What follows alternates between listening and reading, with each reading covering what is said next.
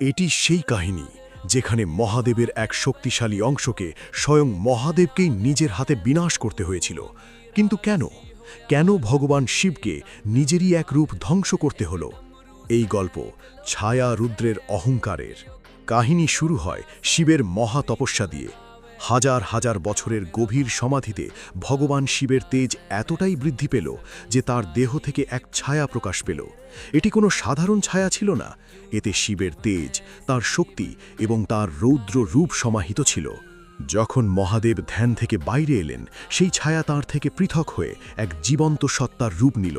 কিন্তু শিবের ধ্যান ভঙ্গ হওয়ার সঙ্গে সঙ্গে সেই ছায়ার মধ্যে চেতনার পাশাপাশি অহংকারেরও জন্ম হলো। সে নিজেকে শিবের সমান মনে করতে শুরু করল। ছায়া রুদ্র কৈলাস ত্যাগ করে ব্রহ্মাণ্ডে ভ্রমণ করতে লাগল।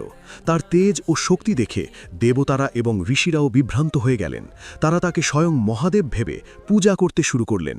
কিন্তু আসল সংকট তখনই শুরু হলো। অহংকারে অন্ধ হয়ে ছায়ারুদ্র সৃষ্টির নিয়মে হস্তক্ষেপ করতে শুরু করল।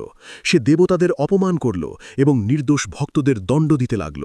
সৃষ্টিতে যখন হাহাকার ছড়িয়ে পড়ল, তখন ভগবান শিব তার যোগ দৃষ্টিতে দেখলেন এই ধ্বংসযজ্ঞ আর কেউ নয়, তাঁরই প্রতিচ্ছায়া ঘটাচ্ছে। মহাদেব সেই অহংকারী ছায়ার সামনে আবির্ভূত হয়ে তাকে বোঝালেন যে সে কেবল একটি অংশ, পূর্ণ নয়। কিন্তু অহংকারে অন্ধ ছায়া রুদ্র যুদ্ধের জন্য প্রস্তুত হয়ে গেল।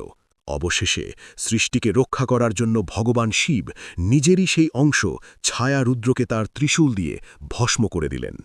এই কাহিনী আমাদের স্মরণ করিয়ে দেয় যে শক্তি যতই মহান হোক না কেন, যখন তার উপর অহংকার প্রাধান্য পায়, তখন তার পতন অবশ্যম্ভাবী। ভগবান শিবের মহিমায় বিশ্বাসী সকল ভক্ত কমেন্টে লিখুন, হর হর মহাদেব।